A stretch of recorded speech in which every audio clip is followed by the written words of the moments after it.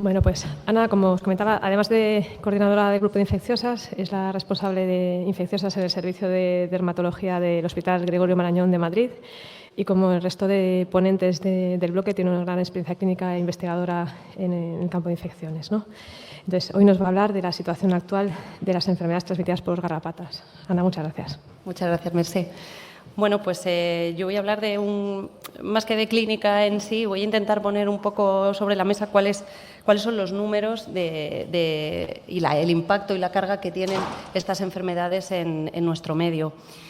¿Y por qué? ¿Por qué hablar de esto? Bueno, pues es que España, la península ibérica es un punto caliente en cuanto a enfermedades transmitidas garrapatas, porque tenemos una gran diversidad, tenemos más de 40 especies distintas, tenemos los factores ambientales que contribuyen. España realmente se está convirtiendo en un país más cálido y la distribución y los ciclos de estos vectores están cambiando. Y además es que somos un país donde la vida se hace al aire libre por el buen clima que tenemos y cuanto más descubiertos estamos, más riesgo tenemos de adquirir enfermedades transmitidas por vectores. Y una de las más importantes aquí pues son las transmitidas por garrapatas. Tenemos distintos cuadros que están presentes en nuestro medio. Vemos ahí en la figura de la izquierda las que están distribuidas por nuestro país y en la de la derecha cuáles son las que tienen afectación cutánea fundamental. Y yo he puesto en negrita las que, digamos, son más específicas, ¿no? Fiebre exantemática mediterránea y cuadros afines, de Bonell-Tíbola y enfermedad de Lyme. La tularemia también la tiene, pero es que es muchísimo menos frecuente, salvo en algunos puntos concretos del país, y luego la fiebre hemorrágica de Crimea-Congo, que pues el exantema es bastante inespecífico, aunque en muchas ocasiones los pacientes tienen. Esto era una viriasis que no estaba presente en nuestro... Estaba presente el virus, pero no habíamos detectado casos en humanos hasta el año 2016, en el que, bueno, ya como anécdota, nosotros tuvimos la oportunidad de recibir, de ver a ese paciente y formar parte de toda esa cadena de vigilancia epidemiológica que vino ese verano. Desde ese momento se han ido documentando una serie de casos crecientes de fiebre hemorrágica de Crimea-Congo, que realmente de las que más preocupa en este país en cuanto a su emergencia en este momento. Entonces, en España tenemos enfermedades transmitidas por garrapatas que se consideran endémicas, es decir, que viven en nuestro medio, están asentadas y tienen pues, unas tasas de afectación y de incidencia pues, concretas, ¿no? Y bueno, pues las más frecuentes, las rickettsiosis y la borreliosis de Lyme. Después tenemos las que se consideran emergentes y, como ya he dicho, la fiebre hemorrágica de Crimea-Congo no la tenemos, la hemos incorporado y a partir de ahí está vigilándose muy de cerca el número de casos, y las que no tenemos pero que potencialmente podemos llegar a encontrar en seres humanos en nuestro medio porque tenemos el vector y además se han encontrado datos de vectores infectados por los agentes causales, como son la fiebre recurrente y la encefalitis transmitida por garrapatas. Y he puesto en rojo lo que ahora mismo, desde la norma de 2015, se consideran enfermedades de declaración obligatoria de la Red Nacional de Vigilancia Epidemiológica. Luego vamos a ver cómo tiene alguna peculiaridad alguna de estas enfermedades. Entonces, comenzando con la fiebre exantemática, pongo botonosa porque es como que ya ha quedado un poco más antiguo el término, ahora ya es fiebre exantemática mediterránea, descrita o relacionada fundamentalmente con Rickettsia conori. Esa es la clásica, la transmitida por la garrapata del perro, con una distribución endémica en varias regiones, pero en concreto en las regiones mediterráneas del sur de Europa, como es nuestro país. Y aquí la frecuencia de casos en humanos se considera que globalmente es ascendente. Clínicamente, ¿cómo es? Bueno, pues creo que casi todos los que estamos aquí, pues quien más, quien menos habrá visto una fiebre botonosa, exantema papular habitualmente, con afectación palmoplantar.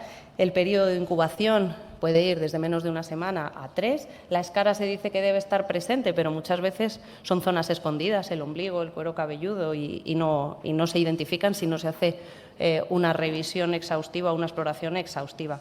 Normalmente son pacientes que se encuentran regular, no siempre están febriles, sí que es lo que se describe siempre, pero no siempre tienen fiebre. Y luego hay pues, variantes, todas las que queramos, la variante purpúrica por afectación del endotelio de los vasos, afectación de las mucosas, como en este caso, este chico se había sospechado inicialmente un eritema multiforme porque tenía afectación del dorso de las manos, de los codos y de la mucosa oral y era una fiebre botonosa. Pero ¿cuáles son los números? Porque hemos dicho que sí que es de las sujetas a sistema de declaración obligatoria. Bueno, pues esta es una gráfica sobre los últimos datos publicados aquí en España. En el periodo de 2016 a 2023 vemos que en el 2018 hubo un pico muy importante de fiebre, o al menos de notificaciones de fiebre botonosa mediterránea. No he encontrado realmente cuál es la explicación o si hay una única explicación. Probablemente tendría que ver con factores ambientales o de distribución del vector. Después bajó. En 2020 ya sabéis que bueno, pues las cosas cambiaron un poco y ahí la curva no sé hasta qué punto es fiable, pero después una tendencia ascendente hasta que más o menos ahora pues, está relativamente estabilizada. ¿Y durante el año encontramos la misma distribución? Pues la realidad es que no. El máximo es en mayo y posteriormente acaba bajando por el tipo de distribución y de actividad vectorial. El patrón habitual es que es un máximo en primavera-verano y un mínimo en otoño-invierno, aunque podemos encontrar casos durante todo el año. Estos son los datos del RENAVE. ¿Dónde se ve más fiebre botonosa mediterránea? Pues tradicionalmente comunidades como Extremadura, Comunidad Valenciana y Navarra documentan o notifican la mayor parte de los casos. Hay algunas comunidades que desde 2016 no han notificado ningún caso, como Asturias, Baleares o Ceuta. Y en cuanto ya a más afectación por individuos, diremos que esto, en general, las enfermedades transmitidas por garrapatas se notifican más en hombres, habitualmente o con una mediana de edad de en torno a los 50 años, pero la incidencia es más elevada a medida que nos acercamos más hacia los 65 años. Probablemente eso tiene que ver pues con el ocio, incluso las actividades más rurales o más de actividades en el campo. Una tasa, bueno, una hospitalización del 38%, no está mal. Y una mayor frecuencia a partir de los 75 años, lógicamente, a más comorbilidades, pues mayor probabilidad de ingresarte. Afortunadamente, la fiebre botonosa mediterránea sí se diagnostica y se trata, se cura bien, solamente está notificado un exitus en este periodo y una demora de diagnóstico con una mediana de 14 días. Por eso hay que seguir insistiendo que la botonosa o la fiebre exantemática mediterránea hay que tenerla presente, porque es que a las urgencias llegan en todo el país. ¿Cuadros similares a la fiebre botonosa mediterránea? Pues sí, los FEM-like, que realmente nosotros, aunque se habla que son muy poco frecuentes, tampoco tenemos datos realmente fiables, son percepciones porque no están dentro del sistema de notificación. Este es un cuadro que es igual que el de una fiebre botonosa mediterránea por Rickettsia conori, pero que en nuestro caso esto era una Rickettsia sibirica mongolitimonae. Intentamos hacer habitualmente no solo el estudio serológico, que en este caso, por cierto, era negativo porque a veces no son positivos los anticuerpos, pero sí identificamos en el exantema a esta Rickettsia. Esta Rickettsia sibirica tiene un cuadro, o se asocia a un cuadro muy característico que es el LAR, la linfangitis asociada a la rickettsiosis asociada a linfangitis, donde, como veis, es la escara. Pueden aparecer lesiones inflamatorias y después un trayecto linfangítico que lleva a un ganglio regional. Puede tener o no afectación de las mucosas también. Como vemos aquí, nosotros lo hemos visto en distintas formas. En el caso de aquí de la derecha, además, tenía una celulitis asociada por sobreinfección una vez que había aparecido esa escara, y además tenía esa linfangitis que tratamos con doxiciclina, como se tratan todas las rickettsiosis, y funcionó bastante bien. Nos creció un aureus y nos salió una sibirica. Y un cuadro que nosotros, yo por lo menos en el área en el que trabajo, en Madrid, pues no vemos, es el de Bonell-Tíbola, que es que esto está bien descrito en la península ibérica, pero más hacia el norte, hacia la parte de La Rioja. Es esa escara asociada a linfadenopatía transmitida por la picadura de Dermacentor. Tiene una amplia distribución en España, pero, como digo, más hacia esas regiones. De hecho, una de las que en el centro de estudio de Rickettsia de La Rioja, pues pudieron bautizar una como Rickettsia Rioja. Y bueno, la clínica pues es una escara normalmente en cabeza y cuello, adenopatía regional y normalmente son jóvenes, niños jóvenes, y que pueden resolverse espontáneamente, pero que se tratan también con tetraciclinas siempre que se pueda. Y aquí la cronología es un poco distinta, es otoño-invierno. Y se dice que es poco frecuente, pero que parece ser que la incidencia está en aumento por los registros más regionales o más autóctonos de cada centro. Estos son casos nuestros que son escara con linfadenopatía regional, pero que estos 2 nuestros también eran por Rickettsia sibirica.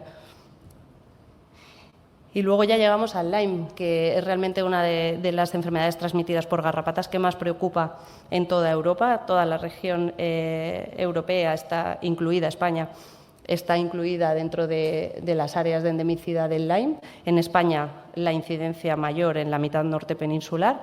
Sabéis que tenemos la afectación cutánea, neurológica, tanto precoz como tardía, cardíaca y reumatológica. Y el Lyme preocupa mucho por esos efectos a largo plazo.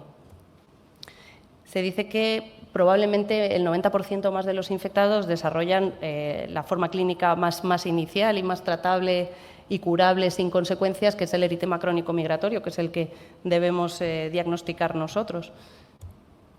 ¿Y cuál es la situación epidemiológica del Lyme en España? Hemos dicho que es una enfermedad de declaración obligatoria, de vigilancia endémica, de ámbito regional. No tenemos datos de todo el territorio español. Sí que en algunas comunidades autónomas se recogen muy bien los datos del Lyme, pero no he podido sacar datos para contar exactamente cuál es la incidencia del Lyme en España. Y esto es algo que desde varios grupos se está intentando solventar.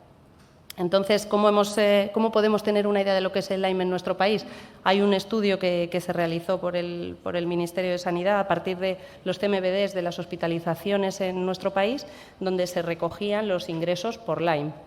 Y así recogieron el periodo de 2005 a 2019 casi 2.000 pacientes, 1.865, y vieron un incremento progresivo de las hospitalizaciones por Lyme durante este periodo, de más del 190%.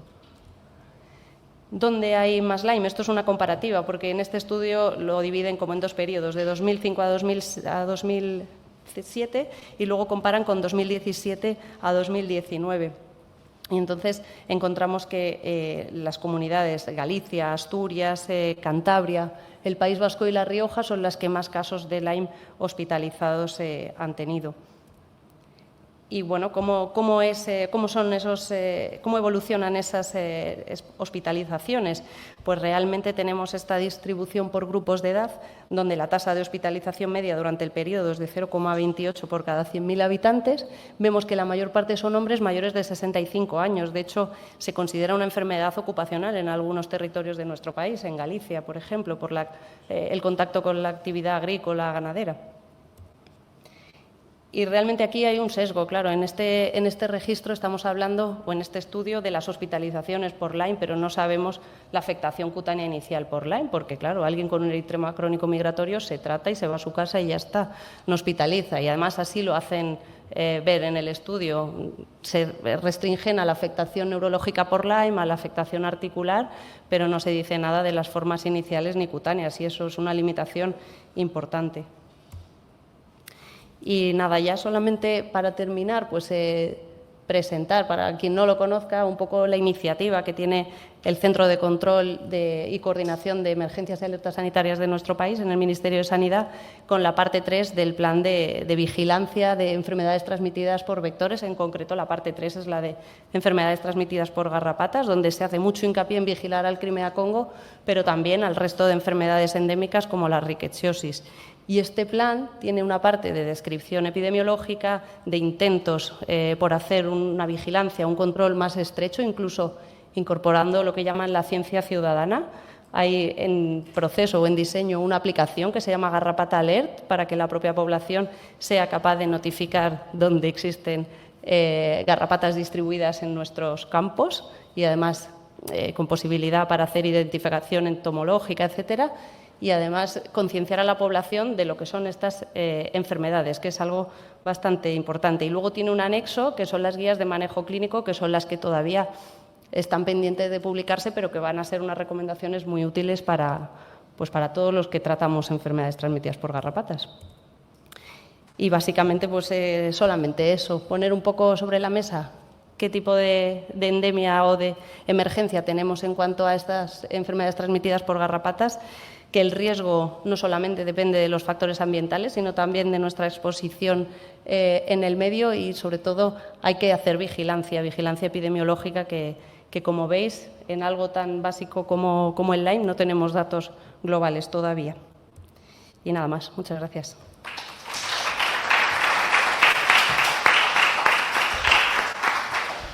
Muchas gracias, Ana, por este repaso. ¿Alguna pregunta o algún comentario de la sala?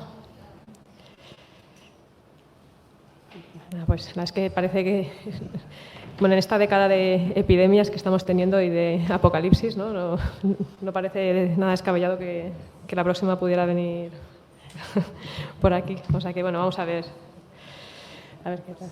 Pues nada.